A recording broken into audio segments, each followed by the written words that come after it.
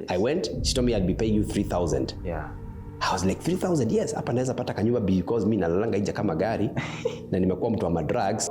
Was I paid? Zero. She didn't pay me. 1998, 1999, yeah. I was visiting salons when I'm on my free day in town. Kuenda kujua tu hizi machines, because vitu zingine hujaiona. Yeah, I am drinking. Yes. I've also introduced my wife to drink. Yes. And now, tukiendelea hivi, hapana. Itaharibu mboma. Unasema unaacha pombe? I just jokingly. Kaambia mimi unajua naweza acha hii pombe. Kaambia wewe ukiacha pombe, hata hizi industries za pombe zitafungwa. Sasa that season nikakuwa nikitafuta what else can I be doing after tukimaliza job. I don't know what is going on. I think God will always work some things. He will sometimes disrupt things for you to go to the next level. Even those days, even when I was in primary, my mom could come with books when she's coming, and I could read. She had enrolled me in a library at the armed forces because that's where she used to work as a women's service corps. I could read books, story books. So in 1998, the beginning, I said, my God, hii maisha nilikuja Nairobi kutafuta pesa. I don't go to church. I don't do these things I had. I've never gone back to Ushago. Mimi sijaenda kwa Ushago tena. Sasa una pesa. Na tena unaenda Ushago, kwanza ukalale wapi juu unajua kwenye kuko. Unauliza tu watu wako sawa lakini hujaienda hata Christmas uendi. Because you know where you know you shall go very well. Sometimes you even look worse than the people you left. You go there so that you even look worse, seriously, because you don't have the money. So 1998, this beginning. I thank the way people make resolutions. I was like, okay, let me make a resolution and see how I can change. I got a book called The Magic of Thinking Big and the Power of Positive Thinking. And at the same time, I got Purpose Driven. See, I read the book. I was like, purpose driven. Yes. Okay. I read it 3 times. This is now January. Yes. Umejifunga, hauna kazi. Of course unatoka unatafuta ya kukula, umekuwa you can do anything. Purpose driven guided me. When I was reading that book, I was reading the book, then I connect the verses that are there. Okay. I started now remembering my upbringing from Sunday school. And the magic of thinking big. Okay, so I can think. Then towards August, you know, I've said I want to go back to hairdressing. I want to do this. I want to do this. God is faithful. This book, I would say, changed me. The purpose-driven book and the magic of thinking big. The positive. There's the magic and the positive. They are similar.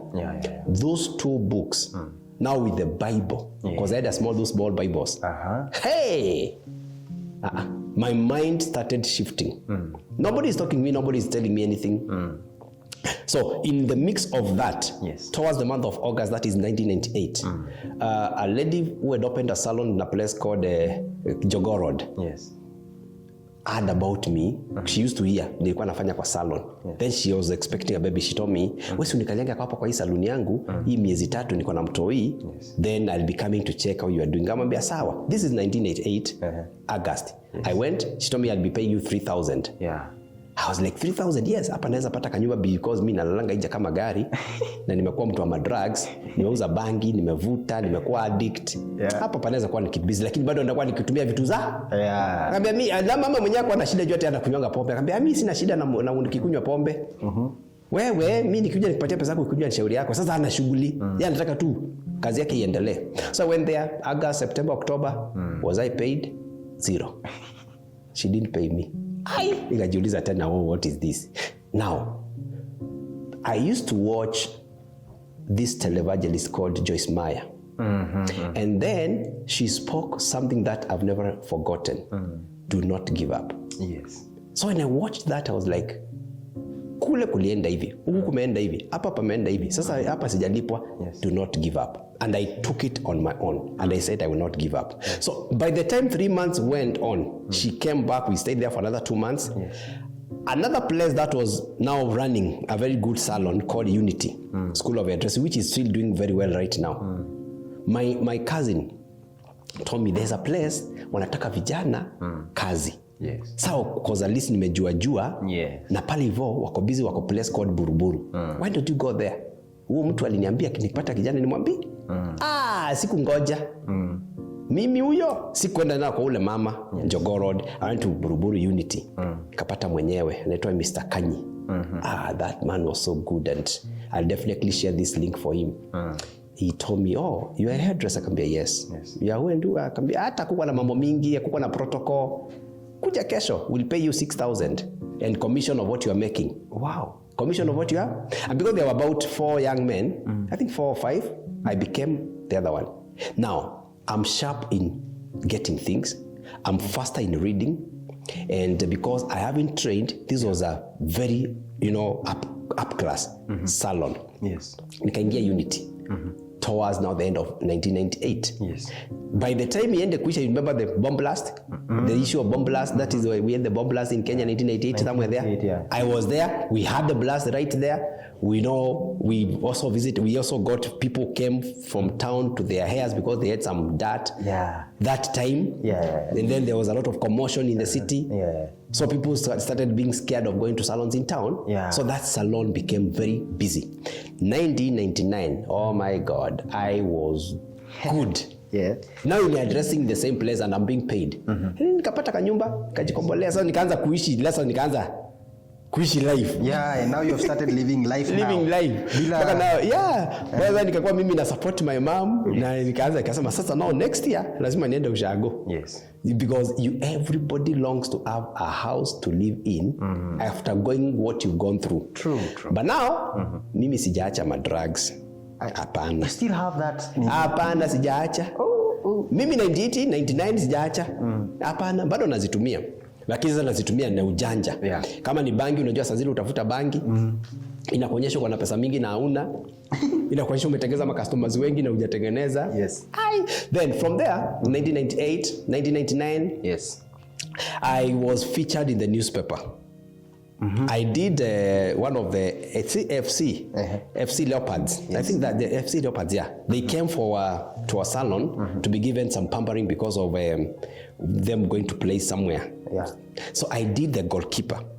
Because after I did the goalkeeper, I was taking a photo when I'm working on his hair, cutting his hair and shaping and putting some, nice gel. Now the goalkeeper. So the person who took the photo featured me. Where? Kwa gazeti. And I think I still keep that newspaper because I took that shot and I kept it because it was black and white. Wow. After seeing in the newspaper, media is so powerful.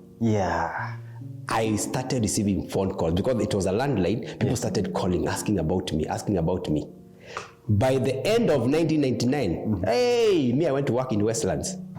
Wow. Posh salon, doing Asian hair. Doing things, some things I had never seen.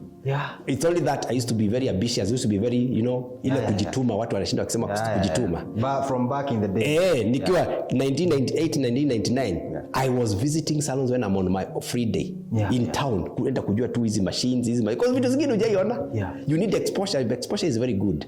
So, the 1999 nikaenda kuisha. January kwanzia 2000. I went to the city center. First, I went to Westlands.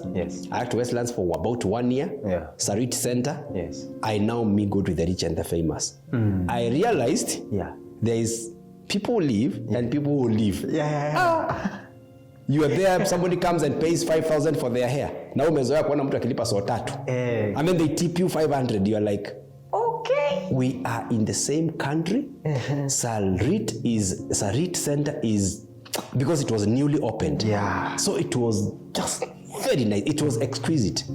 Then from town, from that place, I realized growth rate of me being here might be minimal.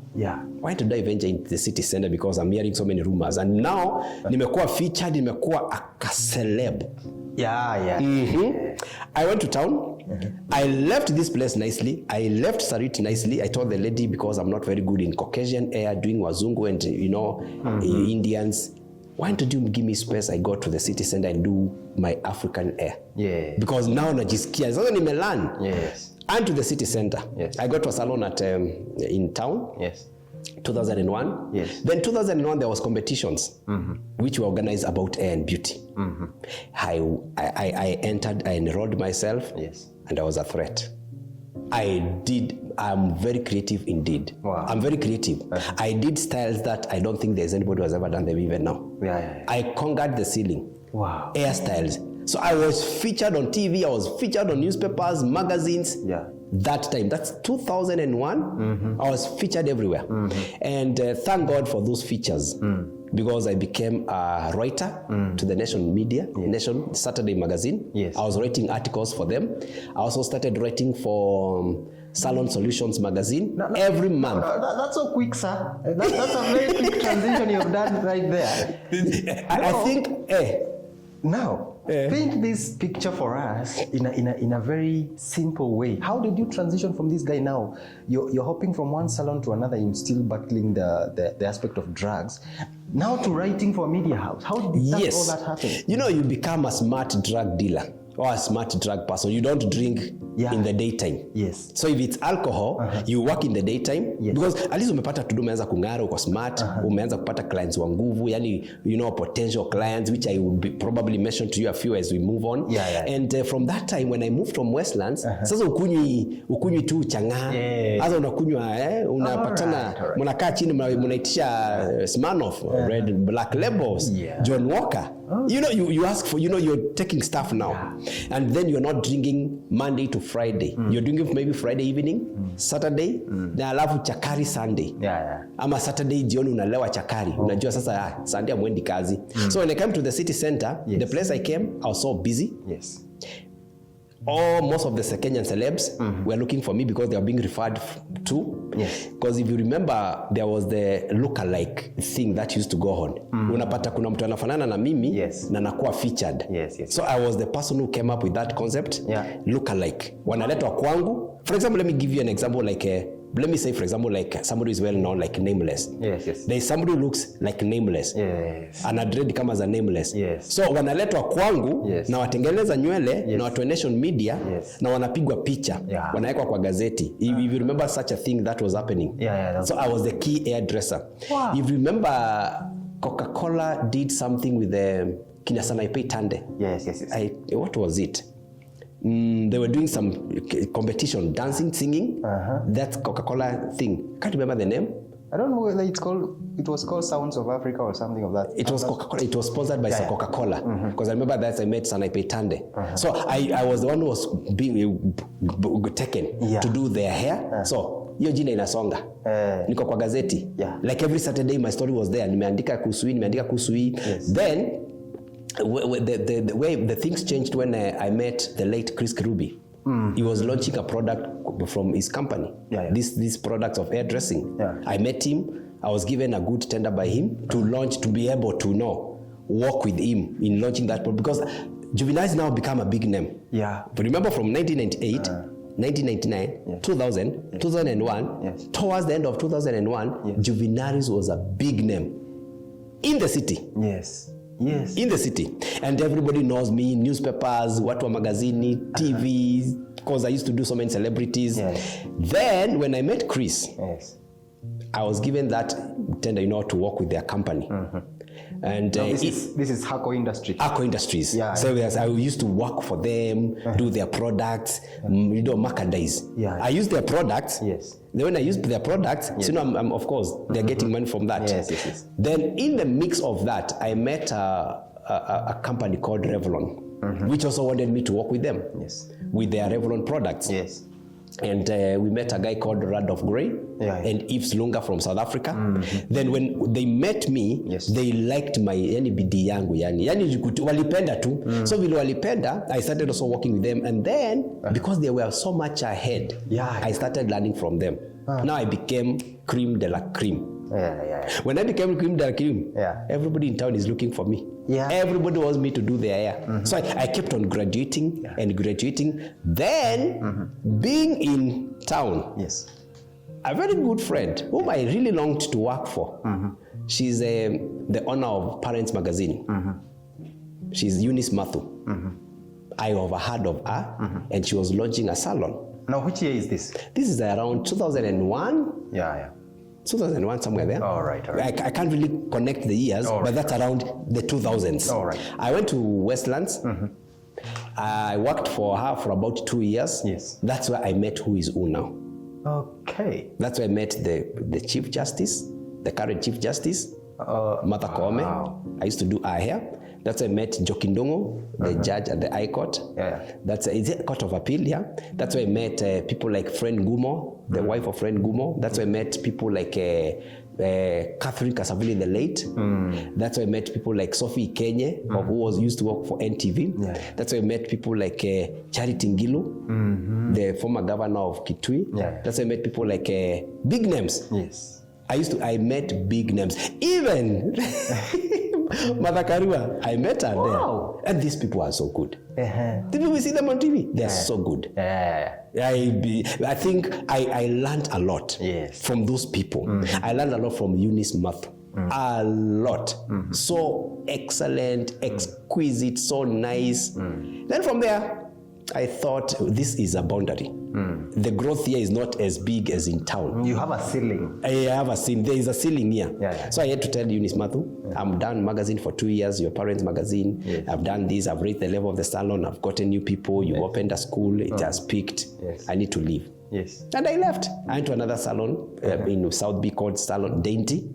At Dainty, I became the darling of everybody, the director, the owner. And I was like, every place I was going, I was adorable. I was just, the thing that was in high school and in my former schools now started coming up. But mind you, I'm still abusing drugs. Yes. In fact, the salons I'm going, napata walevi. Napatana na walevi. So, tukimaliza kazi, you used to say tunaenda kunywa maziwa. Jioni tunapitia tunakunywa 2 3 4 si 2 3 4 mnakunywa mpaka saa 6 usiku. Tunasema kesho mko job. Mnaenda kulala. Tomorrow you have appointments. At Salon Dainty I worked there while still drinking because I'm a bachelor, I'm a single guy. I have all the life. Una mahesabu mingi, unatoka kwa kazi saa 3 ya usiku, unaenda kwa bar unatoka saa 6. Ndio unalala, asubuhi unamkia job. And it became drinking habits became so bad such that sometimes I could miss job. Then when I worked at the Salon Dainty, I was like, now I need to make a choice. You need to now think about your life. You're growing old. You are now probably 27, 26, 27 years. You are growing old. You have to think because some of people you're working with are married and they have children. And wewe ni kamlevi tu, unafanya kazi uko na pesa mingi lakini wewe ni mlevi. So I resigned from that place. I came back to town and I thought it's about time to change. But now it's about time to change. And you are still with the same people. So 2001, 2002, 2003, I decided now I have to get married. So 2003, boop, got married. Then I organized, a celebrity hairdresser. Everyone wants to come to your wedding. I know, we restricted. We went somewhere, we did just a kind of, let me say a small wedding, church wedding. Am I saved? Am I a Christian? Yes, I'm a Christian. But am I still drinking alcohol? Yes. Kwanza hiyo siku ya harusi. Nilipewa kupewa. On your wedding day? On my wedding day? That evening? We nilikunywa kukunywa. Sasa unatoa sasa stress. Watu wanasemaga unatoa stress. Then 2004, I was like, no. Right now, my wife is expecting. Here I am drinking. I've also introduced my wife to drink. And now, tukiendelea hivi, hapana. Itaharibu mboma. So 2004, I remember very well, at Kenya Cinema, sitting there with my friends around 3 o'clock. While they are enjoying, I had bought for them, I bought something called Red Bull. Because I had a client who was coming at 3:30 and she's a pastor. And I didn't want her to, asikie nikinuka pombe. So I told my friend, you know what? Mimi sitaki kunywa pombe leo, ndio niko na customer anakuja. And because they knew me, they knew my wife was expectant, they knew my story. They were Juvinaries bana. He was a very good friend of mine called Robert. And of course I'm Meru. Akaniambia Juvinaries bana. Unawezaje kwanza kukunywa pombe na umetununulia? Na unasema ukunywi. Kaambia sitaki kukunywa saa hii roba kwa sababu nikikunywa kuna ule customer wangu pastor anakuja na sitaki asikie nikinuka po. Sikule chewing gum because I've always been chewing. I like chewing gums. Si utakula chewing gum? Hapana, sitaki kuchew. si poa nikitengeza huo customer ni customer wangu wa nguvu. Sijua kuna wale customer unajua wa nguvu na anakuja kutengenezwa hii service, sasa staki. You know, my friend told me, sasa si unataka sema unaacha pombe. Sema unasema unaacha pombe. I just jokingly. Kaambia mimi najua naweza acha hii pombe. Kaambia wewe ukiacha pombe hata hizi industries za pombe zitafungwa. Hiyo sasa amekunywa kidogo, zimemshika, mimi niko soba, ikashindwa huyu jamaa nimembaia hizi. Niambia nikiacha pombe hizi zitafungwa. Hati Kenya wote itafungwa. Nikamfikiria. Akaongezea. Akaniambia, si tuambie una save pesa ya kutengepeleka bibi yako maternity. Me, I have the money to do all these things. I funded my wedding. And now he's telling me something of probably 10,000 ama 20,000. Nitanishinda. I was so mad. Now out of that madness nikamwambia Roba, nitaacha pombe. Na nikajikanyagia nikasema sasa sema kujichocha. Nitaacha pombe. Ushajichocha ukijua hii unaona utoboi. Nijia ile frustration na ile frustration ameniaka masira. Mimi ndio nimewabaia. Ni save pesa na mimi ndio nimewabaia. Mimi nambayanga pombe. Haya 3:30 ikafika. Sasa nimetoka hapo tumekosana. Nikapanda juu, ilikuwa salon upstairs. Juba ilikuwa downstairs. I don't want to mention the names. Kaenda customer akakuja 3:30 because I used to work on appointments time. Kaingia, hi Juvinaries. Yes. Praise God. Amen. Mom. Ajua asijue. Kumtengeneza nywele. Kamalizika. Na kanipea tip. I think 500. Ile nimetumia huko chini.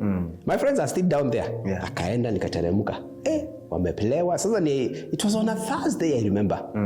No, Friday. It was on a Friday. Tukamaliza. Sasa wakapanda tukamalizia kazi. Salon za tao zinafunganga a bit late. Tukafunga salon around 8:30, 9. Sasa ni kutoka. Silisema naacha pombe. Sasa wanasema si Juvinaries alisema ataacha pombe. Wacha tuone leo. Sisi yao the same place upstairs. If you go to Kenya Cinema, that building, there are so many pubs. So kuna ingine juu, tukapanda juu. Next, kuna ingine. Mangoma ndio hizo. Ni saa 3 usiku. Umezoea kwenda nyumbani mapema? Hapana. Ulisema utafanya nini? Utaacha pombe. Uko na pesa? Mko Kirende? Twendeni. Tukaingia kwa bar. So wakaitisha. Nikawaitishia hata. Si nikalipa. Sasa nikauliza waiter, nikuulize kitu kingine nani mtu anaweza kunywa apart from pombe? Kwani hutaki kunywa wewe leo? Kaambia sitaki kunywa. Soda. I really don't like sodas, but nipatie Crest. Nikaletewa Crest. Si unakunywa? Si ni moja. Si watu wanadazi huko wanajibamba. Si unaangalia? Si unasikia tu. Na hutaki kubreak vile ulisema. Kwa inaitana. Unataka tu. Ni saa hata masaa isongi saa hiyo. Masaa iendi. Ni kama masaa isongi kama imesimama. Imefika saa 5. Kaisa waiter. Hebu nikuulize, nini nyingine mtu anaweza kunywa? Maji moto na ndimu. Niletee. Yaani unangangana wanakuambia hii, basi ukunywe. Ni nini? Ilifika I think saa 6, nikaona hapana. Juu nishakuwa nazoea naendanga home na taxi. Kateremka chini. Niko peke yangu sasa. Si nimewaacha. Siwaambia mahali nimeenda. We are not going the same place. Chini taxi home. Kufika mahali ilikuwa nakaa. Pale panaitwa Huruma. John Saga. Kushuka. Kuna launch. Inaendelea. Buy one, get one. Gani another brand. Kuingia hapo, ni Juvinaries, basi umepotelea hapo huku kuna launch. You buy, I think you buy 2, you buy something like that. Kasema, kweli leo? Kwani kulienda aje? Kuingia kwa bar, meza zote zimejaa. You buy, you are given. You know the way those, the way they marketize their products. Promotions. Kasema now kule nimekosa kukunywa na nimetoboa. Sasa hapa kirindi yangu yote iko hapa. Maneiba ndio hawa. Hapana. Si nimesema sitakunywa, acha nijifunge, acha nijitighten. Acha nifike kwa nyumba nikuje. Kuingia kwa nyumba? Si kutoka. Lakini ngoma inalia, unasikia. And I'm like, kaingia wife kwa nyumba. She's there, niko soba. Kalala. Unalala. na umezoea. Usingizi na ni Friday jioni sasa unamkia Saturday. The following day kaenda job. Kufika job, yani ulienda kukunywa place nyingine. Mimi sikukunywa. Nani? Wewe. Na wewe ni sponge. So it's early in the morning on Saturday morning. Na wewe ni sponge.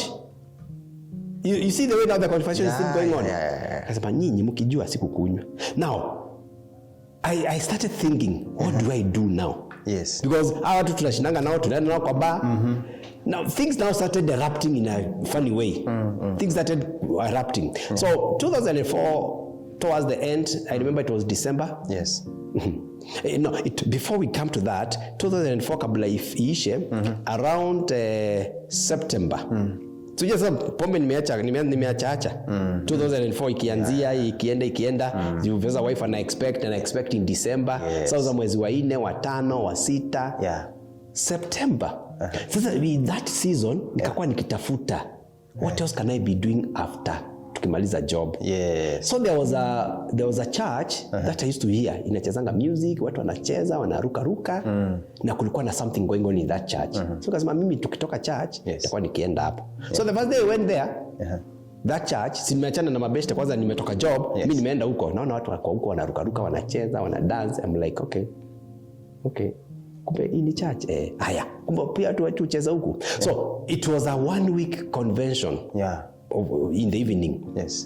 So the following day kaenda job kukakuwa na issues. After kukakuwa na issues kwa sasa hapa kuna mambo mingi sijui maneno. I don't know what is going on. I think God will always work some things. He'll sometimes disrupt things for you to go to the next level. True. So when I went again to that convention, it was on a Friday again. Nimetoka job. It has been a whole week. The climax of the Friday. I went there again, and then the pastor who was speaking looked at me. I don't know, me tunajua sasa unaenda kanisa kama hiyo. Watu wanaruka. He looked at me. Akaniambia, you come here. You be running away from God. Wow. Akaniita kajamaa, nikajiuliza sasa huyu jamaa ananijua aje? Mimi nikamlevika kawaida, nimetoka tu, ananijua aje? Akasema sasa unajua vile unaangalianga hivi ni kama si wewe. Akasema you.